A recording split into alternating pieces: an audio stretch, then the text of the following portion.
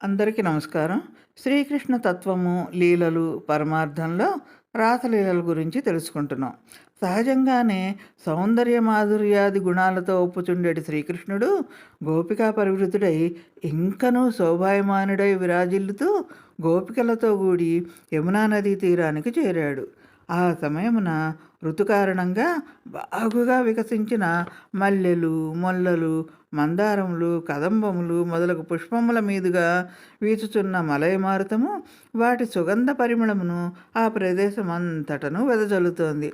ఆ పరిమళభరితమైన సువాసనలకు ఆకర్షితములైన తొమ్మిదలు ఝుమ్మని ఝంకారం చేయుచు ఆనందముగా అటూ ఇటూ ఎగురుతున్నాయి.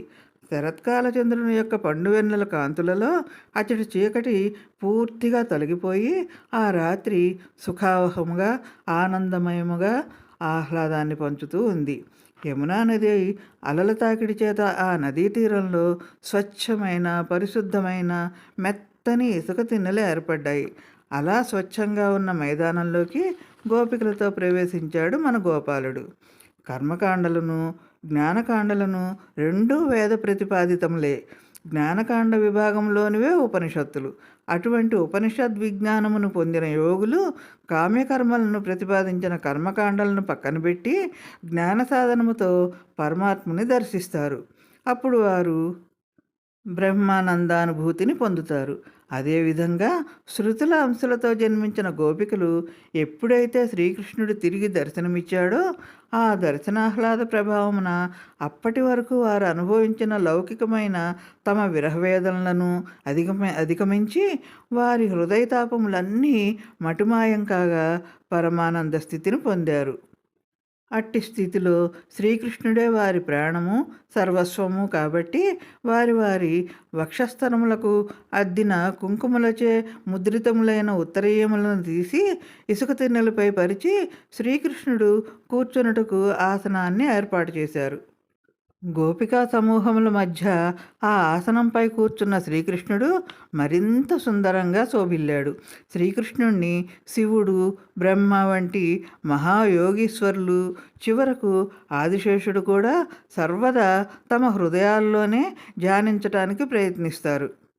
శ్రీకృష్ణుడు వారికి ధ్యానంలోనే సాక్షాత్కరిస్తాడు. అటువంటి మహాయోగీశ్వరుల హృదయములనేటి సింహాసనములపై అధివసించుచుండెడి ఆ శ్రీకృష్ణ పరమాత్మ ఇక్కడ వేల కొలది గోపికలచే పరివృతుడై వారి కొంగులచే ఏర్పరచబడిన ఆసనముపై సుఖాసీనుడై కూర్చున్నాడు. ముల్లోకములలో గల దివ్య సౌందర్యాన్నంతా ఒకే రాశిగా పోసినటువంటి దేహము దాల్చిన ఆ ప్రభువు పరమ సౌందర్యంతో విరాజిల్లగా ముల్లోకాల్లోనే అత్యంత సౌందర్యవతులైన గోపికలు శ్రీకృష్ణుని చుట్టూ ముట్టారు. పరమయోగులకు తపస్సులకు కూడా ధ్యానంలో తప్ప సాక్షాత్కరించని శ్రీకృష్ణుడు గోపికల పట్ల పరమ కరుణ కలవాడై స్వయంగా వారి మధ్యనే ఆసీనుడై వారిపై విశేషానుగ్రహాన్ని చూపించాడు. అంతటా గోపికలు తమలో మరులను రేకెత్తించడి ఆ దివ్యసుందరిని తమ తమ చిరునవ్వులతోనూ వయ్యారపు చూపులతోనూ చక్కని కనుబొమ్మల కదలికలతోనూ తమలో ఉన్న కోపాన్ని అణుచుకుంటూ గౌరవాధర్ములతో కృష్ణుణ్ణి సన్మానించారు, ఆనందాన్ని కలిగించసాగారు. పిమ్మట కొందరైతే సుకుమారములైన ఆ స్వామి పాదములను తమ ఒడిలో పెట్టుకొని శుతిమెత్తని తమ చేతులతో ఒత్తుతున్నారు. ఆ విధంగా గోపికలకు కృష్ణుడు కనిపించాడని ఒకవైపు అమితమైన ఆనందం, మరొక వైపు కృష్ణుడు తమని వదిలి వెళ్ళాడని చిన్న అలక, కొంచెం కోపం. ఈ భావాలన్నీ వారు మనసులోనే దాచుకొని కృష్ణుణ్ణి చుట్టుముట్టి ఆయనతో చతురోక్తులాడుచు మధ్య మధ్య కోపమును ప్రదర్శించుచు ప్రేమపూర్వకముగా ఇట్లా అంటున్నారు: కృష్ణ, మేము సాధారణ వనితలము, వేదజ్ఞానము ఎరుగని వారము. ఏది మంచో ఏది చెడో కూడా మాకు తెలియదు. అందుకే నిన్నొక ప్రశ్న అడగాలనుకుంటున్నాము, సమాధానం చెప్తావా అన్నారు గోపికలు అమాయకంగా మొహం పెట్టి. అప్పుడు కృష్ణుడు, అలాగా, అయితే అడగండి అన్నాడు. కృష్ణయ్య, ప్రేమ లేక దయ అనున్నది వ్యక్తులలో అనేక విధములుగా ఉంటుంది. కొందరు తమను ఆశ్రయించిన వారియందు మాత్రమే దయ కలిగి ఉంటారు. మరికొందరు అందరి యందు ప్రేమ చూపిస్తారు. ఇంకా మరికొందరు ఉంటారే, వారు ఎవ్వరిని ప్రేమించరు. నీ వలనే మా వంటి వారి యందు, అంటే సర్వం త్యజించి పూర్తిగా శరణాగతి పొందిన వారి పట్ల కూడా నిర్దాక్షిణ్యంగా ఉంటారు. ఏమాత్రం కరుణ చూపరు అంటూ మూతి తిప్పుకుంటూ ప్రేమ చూపిస్తూనే దెప్పి పొడిచారు. మళ్ళీ ఇలా అంటున్నారు, కృష్ణయ్య, ఈ ముగ్గురిలో ఎవరు శ్రేష్ఠులు? ఎవరిని నీవు నమ్మదగిన వారిగా భావిస్తావు అని అడిగారు. అప్పుడు కృష్ణుడు గోపికల ప్రశ్నలోని ప్రేమను ఆస్వాదిస్తూ చిరునవ్వుతో ఇలా సమాధానమిస్తాడు. సఖులారా, నిజమే, మీరన్నట్లు లోకంలో స్వభావాల్ని బట్టి వ్యక్తులు 3 రకాలుగా ఉంటారు. కొందరు వ్యక్తులు తమను ప్రేమించే వారిని మాత్రమే ప్రేమిస్తారు, గౌరవించే వారిని మాత్రమే గౌరవిస్తారు. వారు ప్రతిఫలాపేక్ష కలవారై ఉంటారు. ఎదుటివారి వల్ల తమకు ఏదన్నా లాభం ఉంటేనే వారిని గుర్తిస్తారు, గౌరవిస్తారు, ప్రేమిస్తారు. ఇటువంటి వారు వణిజల వంటి వారు. ఎదుటివారి నుండి తమకు ఎంత ప్రేమ లభిస్తుందో అంతే ప్రేమను వారికి ఇస్తారు. నిజానికి ఇక్కడ ప్రేమ అనే ప్రశ్నయే లేదు. కేవలము వీరిలో స్వార్థము, కామమే కానీ ధర్మమునకు కానీ, సత్యమునకు కానీ, మైత్రికి కానీ తావే ఉండదు. రెండవ రకం వారు అందరినీ ప్రేమిస్తారు.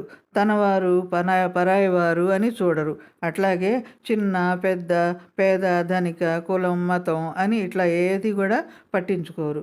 ఎలాగంటే ఎదుటివారు విరుద్ధంగా ఉన్నా కూడా వీరిని పట్టించుకోకపోయినా అందరినీ ప్రేమిస్తూనే ఉంటారు, ఇష్టపడుతూనే ఉంటారు.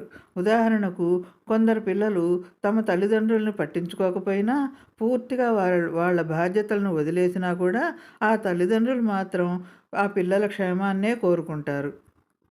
వారిని ప్రేమిస్తూనే ఉంటారు. వీరు సహజంగానే దయా స్వభావం కలవారు.